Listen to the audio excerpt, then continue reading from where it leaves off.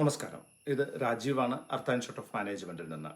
അർത്ത് Institute of Management ഒരു dedicated company secretary coaching സെന്ററാണ്. പാലക്കാട് ജില്ലയിൽ ഒറ്റപ്പാലത്താണുള്ളത്. ഇവിടെ CS എക്സിക്യൂട്ടീവ് എൻട്രൻസ് ടെസ്റ്റിനും CS എക്സിക്യൂട്ടീവിനും CS പ്രൊഫഷണലിനും ഓൺലൈൻ ക്ലാസ്സുകളും CS എക്സിക്യൂട്ടീവിന് ഓഫ്ലൈൻ ക്ലാസ്സുകളുമുണ്ട്. ഓഫ്ലൈൻ ക്ലാസ്സുകൾ നമ്മൾ ഗുരുകുലം രീതിയിലാണ് ക്ലാസ് എടുക്കുന്നത്. ഇവിടെ ലിമിറ്റഡ് സീറ്റ്സ് ആണുള്ളത്.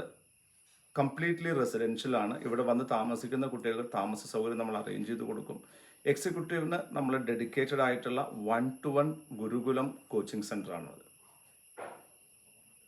ഇന്ത്യയിൽ തന്നെ ഏറ്റവും കൂടുതൽ പാസ് പെർസെൻറ്റേജ് ഉള്ള ഇൻസ്റ്റിറ്റ്യൂട്ടുകളിൽ ഒന്നാണ് അർത്ത് ഇൻസ്റ്റിറ്റ്യൂട്ട് ഓഫ് മാനേജ്മെൻറ്റ്. ഇവൻ റാങ്ക് ഹോൾഡേഴ്സ് അടക്കം നമ്മുടെ ഇൻസ്റ്റിറ്റ്യൂട്ടിൽ നിന്ന് ഉണ്ടായിട്ടുണ്ട്. CS എക്സിക്യൂട്ടീവിന് ഏറ്റവും ലേറ്റസ്റ്റ് പരീക്ഷയിൽ 15th റാങ്ക് നമ്മുടെ ഇൻസ്റ്റിറ്റ്യൂട്ടിനാണ്. ഇത്രയൊക്കെ ആയിട്ടും പലരും നമ്മളോട് ഈ എക്സാമിൽ കുട്ടികൾ പരാജയപ്പെടുമ്പോൾ അവർക്ക് അതിൻ്റെ റീസൺസ് എന്തുകൊണ്ട് മനസ്സിലാകുന്നില്ല, അല്ലെങ്കിൽ എന്താണ് അതിൻ്റെ കാരണങ്ങൾ എന്ന് എക്സ്പ്ലെയിൻ ചെയ്യാൻ വേണ്ടിയിട്ടാണ് ഞാൻ ഈ വീഡിയോ ചെയ്യുന്നത്. അതല്ലാതെ ഇവിടെ ജയിച്ച ആൾക്കാരെ കുറിച്ച് പറയുന്നതിനല്ല. നോക്കൂ, കമ്പനി സെക്രട്ടറി കോഴ്സ് എന്ന് പറയുന്നത് ഒരു സ്പൂൺ ഫീഡിങ് കോഴ്സ് അല്ല.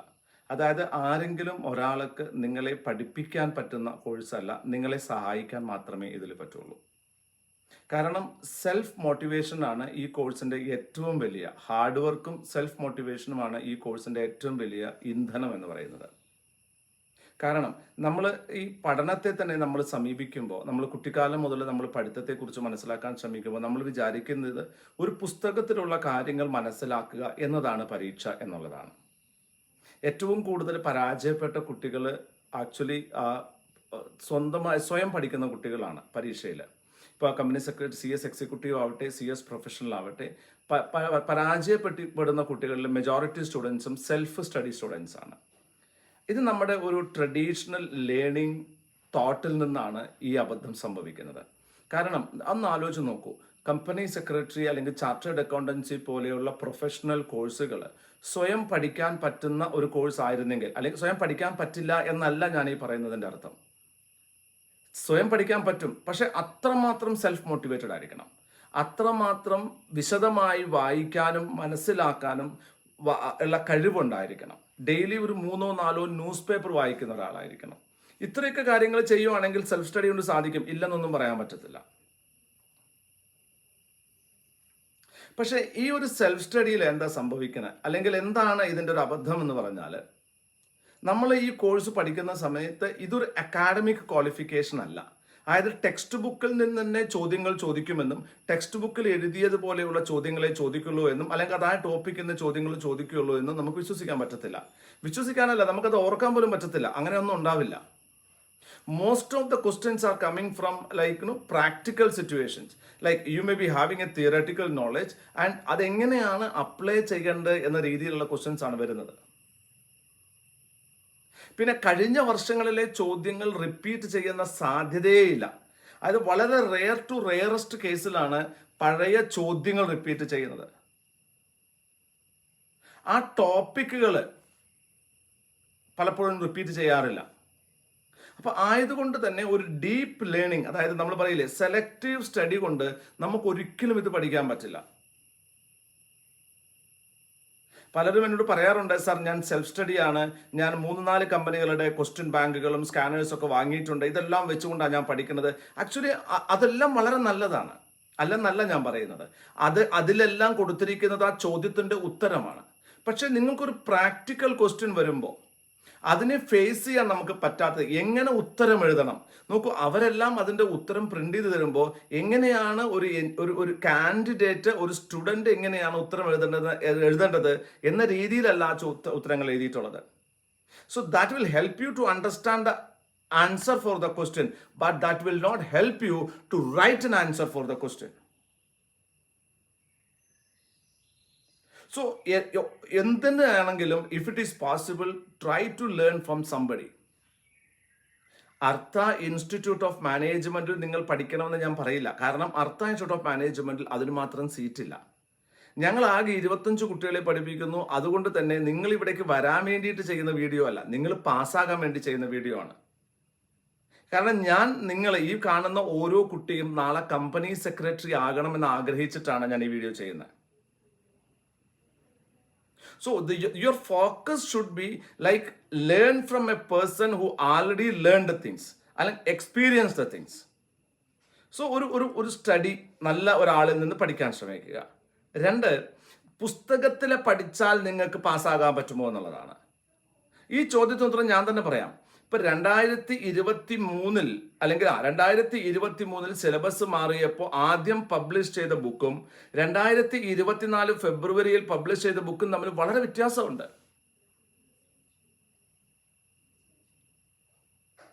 കമ്പനി സെക്രട്ടറി ക്വാളിഫിക്കേഷൻ്റെ ടെക്സ്റ്റ് ബുക്കുകളോ ടോപ്പിക്കുകളോ ചാപ്റ്ററുകളോ അങ്ങനെ ഒരു സ്റ്റാറ്റിക് അല്ല, ഇത് ഡൈനാമിക് ആണ്, മാറിക്കൊണ്ടേയിരിക്കും.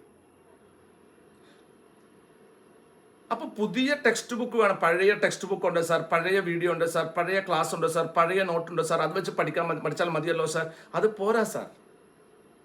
ഇതെല്ലാം നിങ്ങളെ എന്ത് ചെയ്യും? പരീക്ഷയിൽ തോൽക്കാനും സ്ലോലി ഡിമോട്ടിവേറ്റ് ആകാനും, ഡിമോട്ടിവേറ്റ് ആയിട്ട് ഈ പ്രൊഫഷൻ എന്നെ കൊണ്ട് പറ്റാത്തതാണ്, സാധാരണക്കാരനെ കൊണ്ട് പറ്റാത്തതാണ് ഒരു ചിന്തയിലേക്ക് കാര്യങ്ങൾ എത്തിക്കും.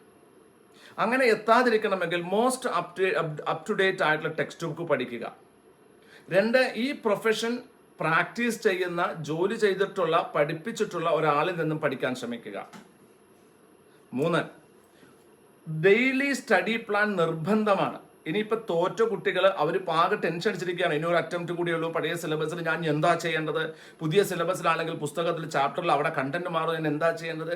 ടെൻഷൻ അടിച്ചത് കൊണ്ട് പാസ്സാകുമെങ്കിൽ നിങ്ങൾ ടെൻഷൻ അടിക്കും. പക്ഷെ ടെൻഷൻ അടിച്ചത് കൊണ്ട് നമ്മൾ പാസ്സാകില്ല. നമ്മൾ പ്രാക്ടിക്കൽ സിറ്റുവേഷനെ ഫേസ് ചെയ്യണം. അങ്ങനെ ഫേസ് ചെയ്യുന്ന സമയത്ത് നമ്മൾ മനസ്സിലാക്കേണ്ടത് എന്താണ്? നമ്മൾ മോസ്റ്റ് അപ് ടു ഡേറ്റ് ആയിട്ട് നമുക്ക് ആൾറെഡി ഒരു ഇൻഫർമേഷൻ ഉണ്ട്, നോളജ് ഉണ്ട്. ആ നോളജിനെ അപ്ഗ്രേഡ് ചെയ്യണം, അപ് ടു ഡേറ്റ് ആക്കണം. അപ്ഗ്രേഡ് ചെയ്യാൻ നിങ്ങൾ എന്താ ചെയ്യേണ്ടത്? പുതിയ വായനകൾ വേണം.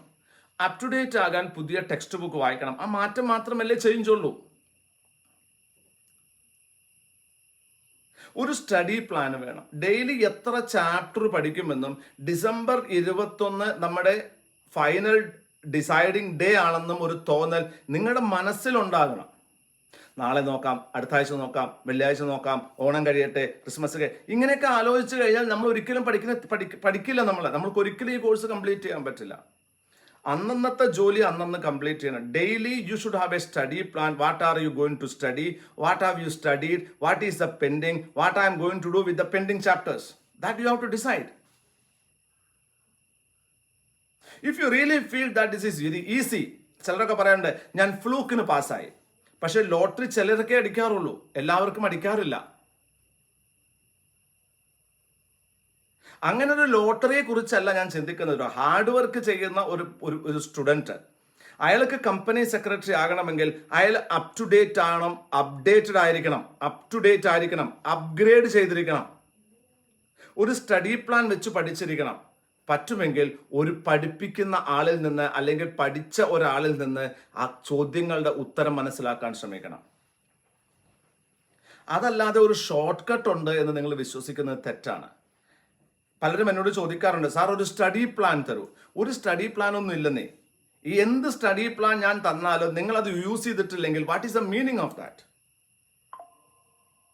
സോ സ്റ്റഡി പ്ലാനുകൾ നിങ്ങളെ സഹായിക്കും എന്ന് നിങ്ങൾ വിശ്വസിക്കരുത്. നിങ്ങളുടെ മൊബൈലിലെ സ്പേസ് കളയാൻ മാത്രമേ അത് സഹായിക്കുള്ളൂ.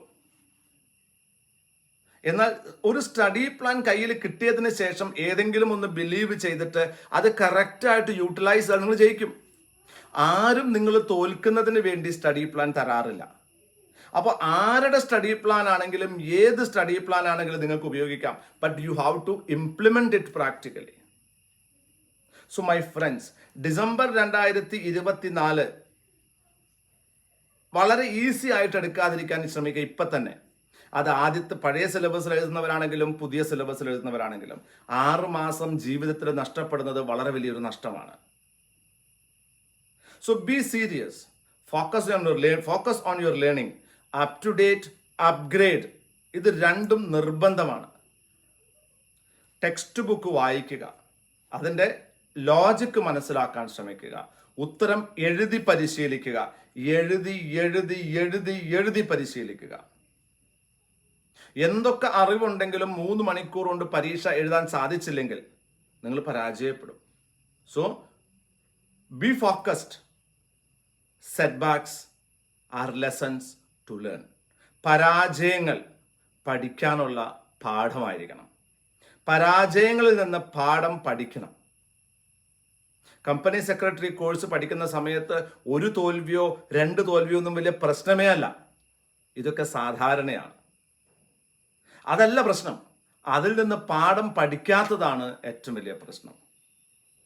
So if you really want to be a company secretary, focus on your learning. Be focused. എന്തെങ്കിലും നിങ്ങൾക്ക് സഹായം ആവശ്യമുണ്ടെങ്കിൽ നിങ്ങൾക്ക് എന്നെ വിളിക്കാം, എന്നെ മെസ്സേജ് ചെയ്യാം. ഈ വീഡിയോ ഇഷ്ടപ്പെട്ടെങ്കിൽ മാത്രം ലൈക്ക് ചെയ്യുക, കമൻറ്റ് ചെയ്യുക നിങ്ങളുടെ അഭിപ്രായങ്ങൾ. അടുത്തൊരു വീഡിയോയിലേക്ക് കാത്തിരിക്കുക. This is Rajeev signing off. Thank U.